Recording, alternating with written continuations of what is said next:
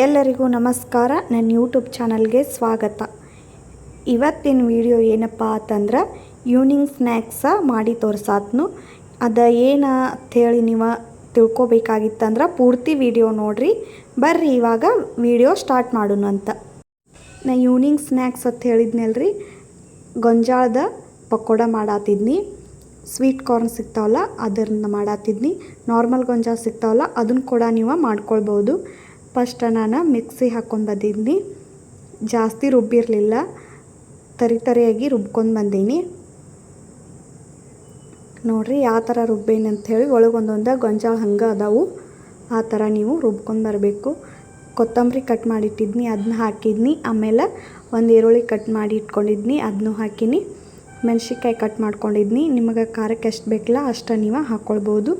1 spoon ಆಗಷ್ಟು ajwain ಹಾಕ್ಕೊಂಡು, ಅದಾಗಣ chilli powder ಇರ್ತೈತಿಲ್ಲ ಅದನ್ನ ಸ್ವಲ್ಪ ಹಾಕ್ಕೊಂಡು, ಆಮೇಲೆ ಗರಂ ಮಸಾಲ ಹಾಕಿದ್ನಿ. ನಾನು ಈ ಸ್ವೀಟ್ ಕಾರ್ನ್ ಪಕೋಡ ಮಾಡೋಕ್ಕೆ ಕಾರ್ನ್ ಫ್ಲೋರ್ ಹಿಟ್ಟು ತೊಗೊಳತ್ತಿದ್ನು. 2 ಸ್ಪೂನ್ ಆಗಷ್ಟು ಕಾರ್ನ್ ಫ್ಲೋರ ಹಿಟ್ಟು ಹಾಕ್ಕೊಂಡು, ನಿಮ್ಮ ಹತ್ರ ಅದು ಇರ್ಲಿಕ್ಕಂದ್ರೆ ನೀವು ಅಕ್ಕಿ ಹಿಟ್ಟು ಕೂಡ ಹಾಕ್ಬೋದು. ಆಮೇಲೆ ನಾನು ಕಡಲೆ ಹಿಟ್ಟು ತೊಗೊಂಡು, ಕಡಲೆ ಹಿಟ್ಟು ಒಂದು 4 ಸ್ಪೂನ್ ಹಾಕ್ಕೊಡ್ರಿ. ಆಮೇಲೆ 1 ಸ್ಪೂನ್ ಆಗಷ್ಟು ಅರಿಶಿನ ಪುಡಿ ಹಾಕಿದ್ನಿ. ಅದಾಗಿಂದ ಜೀರಾ ಪೌಡ್ರ್ ಹಾಕ್ಕೊಂಡು, ಜೀರಾ ಇತ್ತಂದ್ರೆ ಹಾಕ್ಕೊರಿ, ಇಲ್ಲ ಅಂದ್ರೆ ಸ್ಕಿಪ್ ಮಾಡ್ಕೊಳ್ಬಹುದು. ಆಮೇಲೆ ರುಚಿಗೆ ತಕ್ಕಷ್ಟು ಉಪ್ಪು ಸೇರಿಸ್ಕೊಳ್ರಿ. ಇದನ್ನು ಕಲಸಾಗ ನೀರು ಹಾಕ್ಕೊಳ್ಳೋವಂಥ ಏನು ಅವಶ್ಯಕತೆ ಇಲ್ಲ, ಯಾಕಂದ್ರೆ ಗೊಂಜಾಳ ಹಾಕಿ ಮಿಕ್ಸಿಗೆ ಹಾಕ್ಕೊಂಡು ಬಂದಿದ್ದೀವಲ್ಲ ಅದ್ರಾಗ ನೀರಿನ ಅಂಶ ಇರ್ತೈತಿ. ನೀರು ಹಾಕ್ಕೊಳ್ಬೇಡ್ರಿ. ಹಿಟ್ಟು ಜಾಸ್ತಿ ಹಾಕಿರಲ್ಲ, ಅದಕ್ಕಾಗಿ ನೀರು ಹಾಕುವಂಥ ಅವಶ್ಯಕತೆ ಏನಿರಂಗಿಲ್ಲ.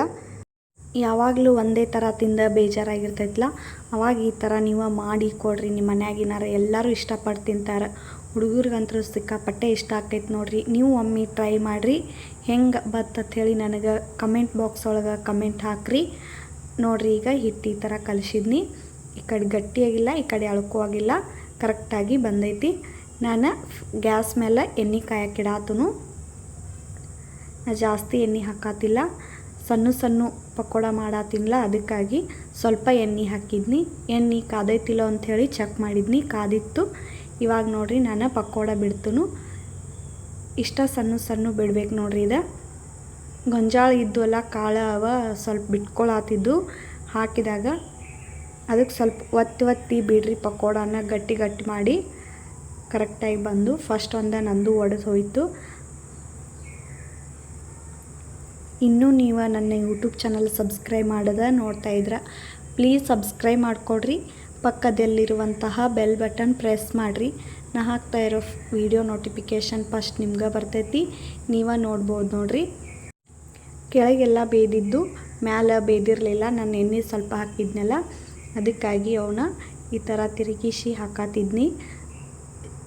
ಸ್ವಲ್ಪ ಸ್ಲೋಲಿಯಾಗಿ ಹಾಕಬೇಕು, ಯಾಕಂದ್ರೆ ಗೊಂಜಾಳ ಕಾಳಿದ್ದುಲ್ಲ ಅವ ಒಡಿಲಾತಿದ್ದು, ಅದಕ್ಕಾಗಿ ಸಾವಕಾಶ ನಾನು ಹಾಕಾತಿದ್ನಿ.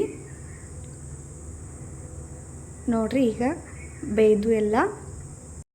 ನಾನು ಇವಾಗ ತೆಗ್ಯಾತನು. ನೀವು ನೋಡಾತಿರ್ಬೋದು ಯಾವ ಥರ ಬಂದೈತೆ ಅಂಥೇಳಿ. ಎಷ್ಟು ಚಂದ ಕಾಣತ್ತವು. ಇಷ್ಟ ನೋಡಿರಿ, ಸಿಂಪಲ್ ರೆಸಿಪಿ ಇದೆ. ನೀವು ಒಮ್ಮೆ ಟ್ರೈ ಮಾಡಿರಿ. ಹೆಂಗೆ ಬಂದಂತೆ ಹೇಳಿ ನನಗೆ ಕಮೆಂಟ್ ಬಾಕ್ಸ್ ಒಳಗೆ ಕಮೆಂಟ್ ಮಾಡಿರಿ.